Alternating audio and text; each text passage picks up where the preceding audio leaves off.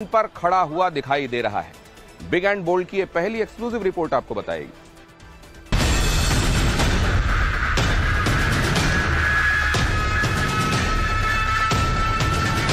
तूफान आ रहा है उत्तर प्रदेश में और बिहार में। इंडिया गठबंधन का तूफान आ रहा है, मैं आपको बता रहा हूं। मैं आपकी इस तपस्या के बदले में विकास करके जरूर लौटाऊंगा, ये मैं आपको गारंटी देता हूं। राहुल गांधी ने अखिलेश यादव के साथ यूपी में 10 जनसभाएं की। बिहार में तेजस्वी यादव के साथ 4 बार मंच शेयर किया और दावा ये कि यूपी और बिहार में इंडी गठबंधन का तूफान आएगा। सवाल ये है कि कैसे?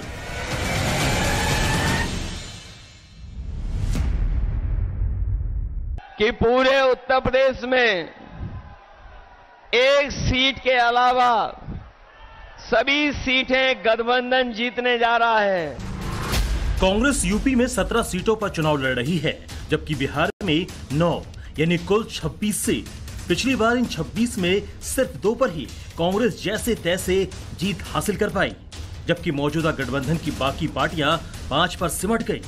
आरजेडी का बिहार में डब्बा गो और अखिलेश यादव की यूपी में 5 सीट। फिर अचानक ऐसा क्या हुआ कि राहुल गांधी बड़े बड़े दावे कर रहे हैं? अखिलेश यादव का कॉन्फिडेंस हाई है।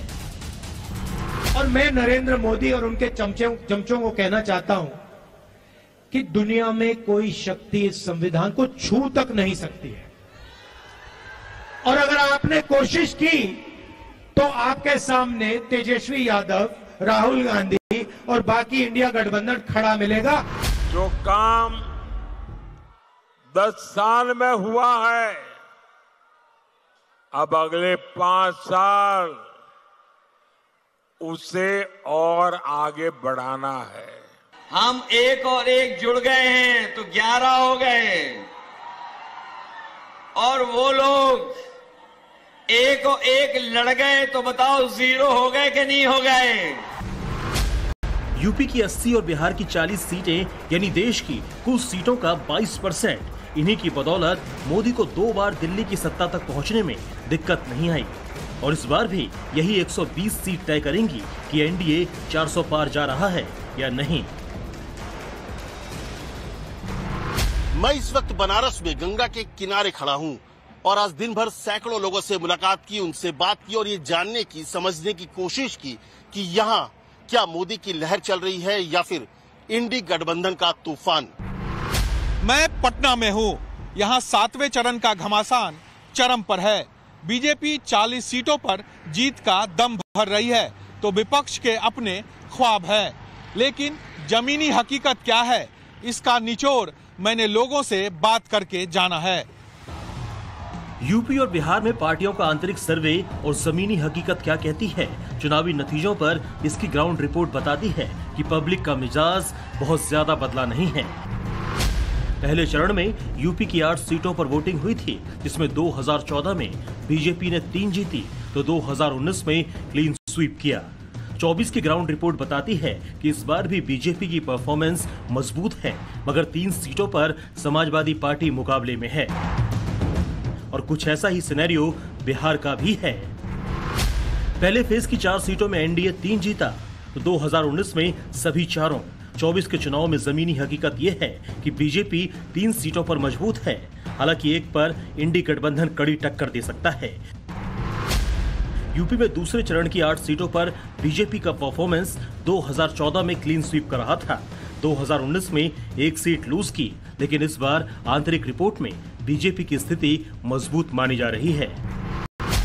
बिहार में सेकंड फेज की 5 सीटों का पिछला रिजल्ट देखें तो 2014 में एनडीए 0 पर था।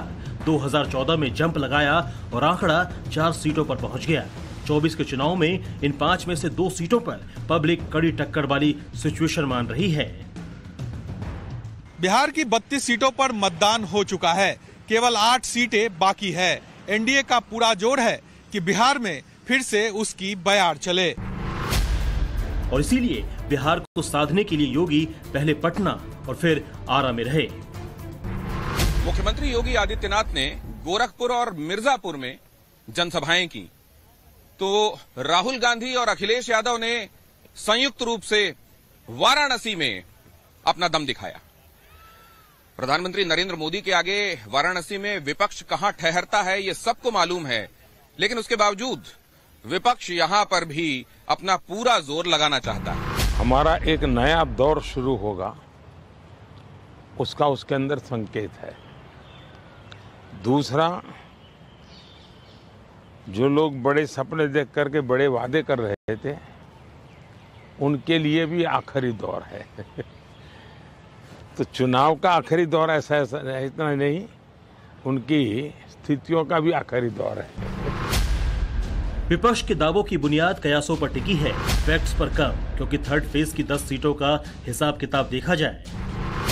यूपी में बीजेपी ने 2014 में 7 अपनी झोली में डाली और 8 2019 में जीत ली। 2024 की ग्राउंड रिपोर्ट कहती है कि 8 सीटें इस बार भी बीजेपी के पक्ष में है। 2 सीटों पर बीजेपी और समाजवादी पार्टी में टक्कर मुमकिन है। बिहार की बात करें तो 2014 में एनडीए इन 5 में से सिर्फ 1 सीट जीत पाई थी, जबकि 2019 में 5 पर जीत हासिल की। इस बार पार्टियों का इंटरनल सर्वे 2 सीटों पर क्लोज फाइट बता रहा है। चौथे फेज का हाल देखें तो यूपी की 13 सीटों में 12 पर 2014 में कमल खिला और 2019 में सभी 13 सीटें बीजेपी ने हासिल की। 24 की ग्राउंड रियलिटी भी बीजेपी के फेवर में है। कुछ यही स्थिति बिहार की भी है, जहां की 5 सीटों पर एनडीए ने 2014 और 2015 में सब पर फतह हासिल की। इस बार भी पार्टी के इंटरनल सर्वे में एनडीए की स्थिति मजबूत दिख रही है। हालांकि ग्राउंड रिपोर्ट और पार्टियों का सर्वे कितना सटीक होगा, इसका फैसला 7 चरण के चुनाव के बाद 1 जून को एग्जिट पोल से बहुत हद तक क्लियर हो जाएगा। मुझे लगता है कि मोदी जी इस बार क्लीन स्वीप कर लेंगे यहाँ से। तो मेहनत मोदी जी कर रहे हैं, वर्तमान समय में भारत में कोई नहीं कर रहा है। ये पूरा एकदम देखने से पता चलता है कि लोगों ने चुन लिया है। बहुत असर होगा, मोदी जी अच्छा काम कर रहे हैं, बहुत अच्छा असर होगा। 400 पार की नारा भूल जाए, उनको 400 पटाखा मिलने वाला है, ठीक देख लीजिएगा। काशी में पहले प्रियंका और डिंपल का रोड शो और फिर बाद में राहुल और अखिलेश की रैली। कहने के लिए ये मोदी के खिलाफ विपक्ष का शक्ति प्रदर्शन है, लेकिन असल में ये दिखाने की कोशिश है कि इंडी गठबंधन एक है। हालांकि ये एकजुटता हर बार चुनावी नतीजों के बाद बिखरती रही है। जिस 14 सीटों पर 5वें चरण में चुनाव हुए, उनमें से 12 बीजेपी ने यूपी में जीती थी। 2019 में 13 सीटों पर भगवा फहराया। बीजेपी का दावा है कि इस बार भी उनकी पोजीशन स्ट्रांग है। हालांकि पब्लिक का मूड 2 सीटों पर टफ चैलेंज बता रहा है। बिहार के रियलिटी टेस्ट में इस बार एनडीए 5वें फेज की 4 सीटों पर मजबूत दिख रहा है, जबकि ग्राउंड रिपोर्ट कहती है कि 1 सीट पर राहुल और तेजस्वी के गठबंधन से टक्कर है। 2014 और फिर 2015 में एनडीए इन 5 सीटों पर जीत हासिल करने में सफल रहा था। हवा किसी की चले सरकार बनेगी बीजेपी की, प्रधानमंत्री नरेंद्र मोदी जी होंगे। बिहार में एनडीए का लहर चल रहा है। नीतीश और मोदी की डबल इंजन की सरकार पुनः बिहार में 40 सीट लाने जा रहा है। यूपी और बिहार इन दोनों ही राज्यों में कुछ बातें कॉमन हैं।